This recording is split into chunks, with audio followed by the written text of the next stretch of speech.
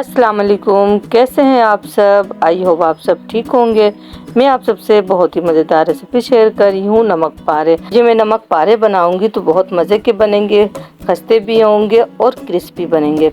आप इसे शाम की चाय में भी खा सकते हैं, सुबह के नाश्ते में, और आप स्टोर करके भी रख सकते हैं। बच्चों को लंच में भी दे सकते हैं। आए रेसिपी शुरू करते हैं। तो मैंने एक बॉल ले लिया और इसमें मैं 2 कप आटा ऐड कर दूंगी।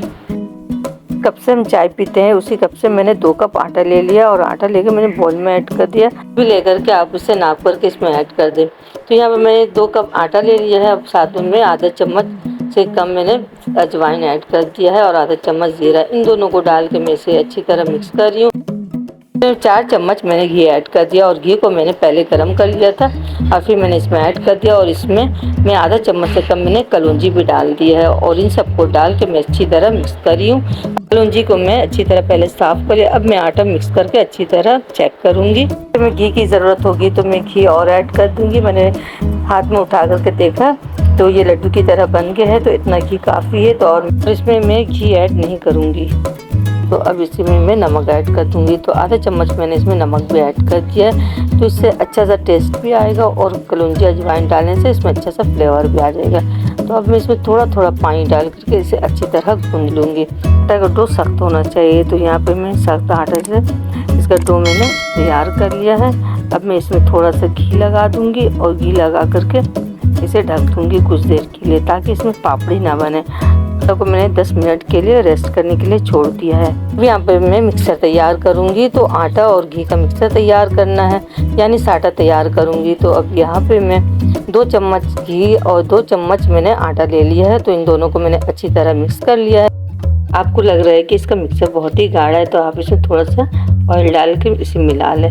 अब यहाँ पे मैंने आटा ले लिया, आटा को मैंने अच्छी तरह गूंद लिया और गूंद के इसका मैं 3 पेड़े बना लूँगी।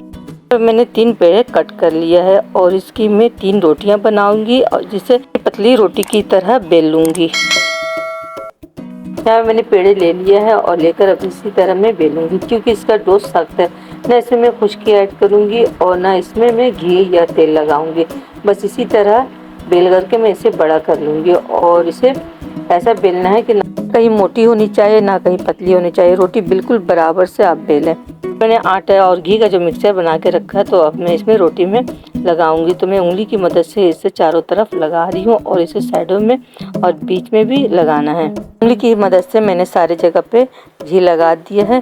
तो यहाँ पे अब मैं किनारे से रोटी को उठा रही हूँ और उठा कर सख्त रोल की तरह इसे बनाना है। एकदम बिल्कुल टाइट होनी चाहिए। अगर इसमें हवा रह जाएगी तो ना ये अच्छी तरह लेयर आएंगे और ना ये अच्छी तरह फूलेंगे। तो इसलिए इसका बिल्कुल टाइट रोल बनाना है। और यहाँ पे मैंने भी टाइट रोल किया है। तो अब इसमें मैं छोटे छोटे पेड़े कट कर लूँगी छुरी से। एक पेड़ा ले लिया और लेकर के इसे पहले हाथ से मैंने दबाया। अब मैं इसे बेल ली हूँ। इस पेड़े को हम इतना बेलना है कि जैसे हम पूरियाँ फ्राई करते हैं। तो मैंने पूरियों की तरह बेल लिया है। अब मैं इसमें घी और आटे का जो मैंने मिक्सचर बना के रखा था, अब मैं इसे लगा दिया और लगाने के बाद मैंने फोल्ड कर दिया और फोल्ड करके मैंने फिर लगा दिया और मैं तिकोन कर लिया। तिकोन करके इसे फोक की मदद से मैंने ब्रेक कर दिया और ब्रेक करके इसे रख दूंगी। तो ये अच्छे से फ्राई होंगे और इसका तेल अंदर तक जाएगा, तो ये अच्छे से फ्राई होंगे और इसमें लेयर भी अच्छे से आएंगे। तो यहाँ पे देखिए, यहाँ पे मैंने दूसरा पेड़ा ले लिया, इसे भी पूरियों की तरह बेल ली हूँ।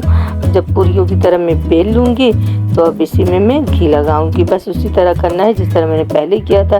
तो इसे टर्न कर दूंगी और टर्न करके फिर मैं इसे घी लगा दूंगी और घी लगा करके इसे तिकोन कर दूंगी और तिकोन करके इसे फोक की मदद से ब्रेक कर दूंगी। इस तरह मैं सारे नमक पारे को बेलूंगी और बेलने के बाद इसे फ्राई करूंगी। तो जब मैं इसे फ्राई करूंगी तो इसमें अच्छे से लेयर भी आएंगे खुल करके। नमक पारे खस्ते और क्रिस्पी भी बनेंगे। इसी तरह के आप नमक पारे अपने घर में एक बार बनाएंगे तो आपके घर में फरमाइश होगी कि आप इसी तरह के नमक पारे बनाएं। यहाँ पे 5 से 6 नमक पारे मैंने बना लिया था। तो अब मैंने सोचा कि इसे फ्राई कर लेती हूँ। तो यहाँ पे मैंने तेल गर्म होने के लिए पहले से फ्राई पैन में मैंने रख दिया था। तो ये अभी तेल भी अच्छी तरह गर्म हो गया। तो अब मैं इसे फ्राई कर लूँगी नमक पारे को। जब भी नमक पारे फ्राई करें तो तेल अच्छी तरह गर्म कर लें और जब अच्छी तरह गर्म तेल होंगे तो ये अच्छी तरह फ्राई होंगे। और फिर मैंने इसकी आंच हल्की कर दी है। तो नमक पारे डाल करके मैंने इसकी आंच हल्की कर दी है ताकि ये अच्छी ये अंदर तक अच्छी तरह पक जाए। ये अगर मैं तेज़ आंच में से पकाऊंगी तो ये तो ऊपर से तो पक जाएंगे मगर अंदर से कच्चे रह जाएंगे। तो इसलिए मैं इसे यहाँ पे मैं दरमियानी से कम आंच में पका रही हूँ ताकि ये अच्छी तरह फ्राई हो जाए। जैसे ये फ्राई होंगे ये फूलना शुरू हो गए। अब यहाँ पे मैंने बड़ा पेड़ा ले लिया और बड़े पेड़े को भी मैं बेल ली हूँ। तो इसी तरह पतली रोटी की तरह मैं बेल लूँगी। देखिए जैसे जैसे ये फ्राई हो रहे हैं तो इसके लेयर खुलना शुरू हो गए। तो इसे दरमियानी आंच से भी कम आंच में पकाएंगे तो ये अच्छे से फूलेंगे भी और इसमें अच्छा सा लेयर भी आएगा। बार मैंने तो फ्राई करके प्लेट में रख दिया। अब दूसरी बार मैं फ्राई कर रही हूँ और इसे भी प्लेट में रख दूंगी। तो ये देखिए अंदर से अच्छी तरह पक गए हैं। देखिए नमक पारे कितने क्रिस्पी और अंदर तक खस्ते बने हैं। नमक पारे आप हाथ से तोड़ेंगे तो ये फौरन से टूट जाएंगे क्योंकि ये बहुत खस्ते और क्रिस्पी बने हैं। तो आप भी इस रेसिपी को ज़रूर ट्राई करें। नमक पारे को आप एक बार बनाएंगी तो आपका दिल चाहेगा कि ये नमक पारे बार बार बनाएं क्योंकि ये नमक पारे बहुत ही मज़ेदार बने हैं, खस्ते भी हैं और ये बहुत क्रिस्पी भी है। और अगर आपके घर में कोई गेस्ट आ जाए तो आप उन्हें चाय के साथ सर्व भी कर सकते हैं। नमक पारे बहुत मज़े के बने हैं और खस्ते बने। जब आप खाएंगे तो आपको भी ये रेसिपी बहुत पसंद आएगी। ये बने तो आप इसे टी टाइम के टाइम पे इसे फ्राई करें। आप इसे ज़्यादा क्वान्टिटी में बना कर रख दें और जब भी आपका दिल चाहे आप निकाल के खा सकते हैं। इस रेसिपी को ज़रूर ट्राई करें और अपना फीडबैक ज़रूर दें कि आपको ये रेसिपी कैसी लगी। मेरी रेसिपी आने में थोड़ी लेट होती है। मैं कोशिश करूंगी कि मैं आप सबके लिए और भी अच्छी रेसिपी आप सबसे शेयर करूं। मेरी वीडियो अच्छी लगे तो लाइक करें, शेयर करें और सब्सक्राइब ज़रूर करें। कमेंट करके ज़रूर बताएं आप सबको मेरी ये वीडियो और ये रेसिपी कैसी लगी। मिलते हैं एक नई रेसिपी के साथ, तब तक के लिए अल्लाह हाफिज़।